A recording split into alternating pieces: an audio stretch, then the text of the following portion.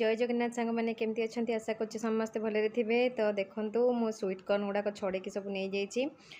Market जो मिले sweet corn से गुड़ाक आ सीझेबे डायरेक्ट आने छड़ेबे मंजी बाहर करदे तार तो तादे मुझे लंका पाउडर किसी हल्दी पाउडर देदेली आउ कि कौन कि धनिया पाउडर आउ कि जीरा पाउडर जस्ट टिके टिके अल्प अल्प देवे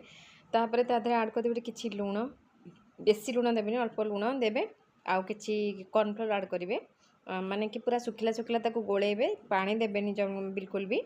तो देखो ये भलसे गोल आम रखी नहीं देखो बहुत ही टेस्टी रेसिपी आप निहाती घरे थे ट्राए करेंगे बहुत ही बढ़िया लगे स्नैक्स आइटम यहाँ खाया बहुत बढ़िया लगे। आउ देखो एबे सेटा रेडी हो गला आउ किछि भी पड़ोनी एबे आमे ताको छाणीबा देखो फ्राए करदबा देखो ये फ्राए हो गलानी माने बेसी टाइम भी लागोनी फ्राए होबाको टिके माने तेल टिके गरम हो गले आमे टिके मीडियम आंचरे ताको छाणीबा तापर एथि मु कट्टा पियाज कट्टा कैप्सिकम और कट्टा कंचा लंका नहीं जाइए टिके धनिया पत्र नेबे नेबे नले चलिबो तो सब जगह पूरा चॉप करके काटी नेबे ये देखो मु मक्का गुड़ाक सब छाणी नौचे एबे जो स्वीट कॉर्न गुड़ाक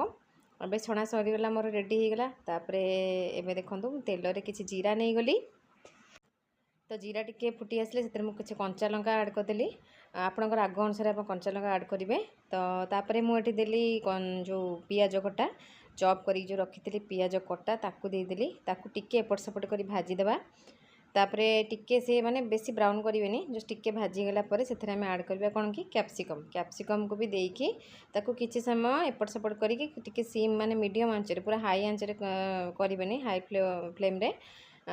ताकू टिके मीडियम फ्लेम रे ताकू अल्प अल्प कि भाजबे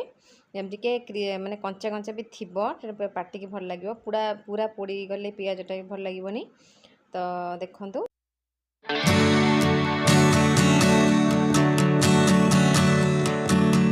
तो देखो ये मुझे किसी टमाटो सॉस ऐड करदेली आउ कि चिली सॉस ऐड करदेली खाली दीटा सॉस ही लगे आउ कि ना। तो टमाटो सॉस चिली सॉसटा देखिकी देवे कारण आमर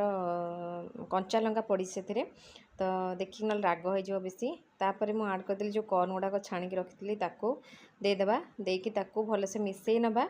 मिसई नहीं ताकू से सीम रे ताकू हल्का हल्का कि भाजीबा।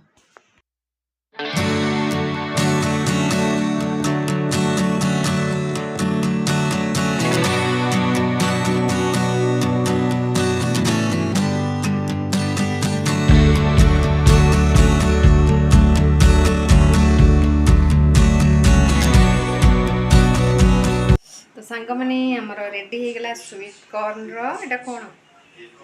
तो जानी हजबैंड बनई मुझे जानी भलसे कौन कितु बढ़िया टेस्टी देखा जाऊँगी बढ़िया टेस्ट भी मस्त लगुच एमती के घरे बन खाइबे बढ़िया लगे मो पुओ पलैला तो देखो के सुंदर देखा रेसिपी तो आप शेयर कली जब भल लगे वीडियो को प्लीज लाइक करदे रेसिपीटा को ट्राए करेंगे केमती लगे कमेंट जनइबे। तो रखुची तो सांग मैंने रेसिपी केमती लगे निहाती जनइबे आउ जो मैंने चैनल नुआ अच्छा प्लीज सब्सक्राइब करदे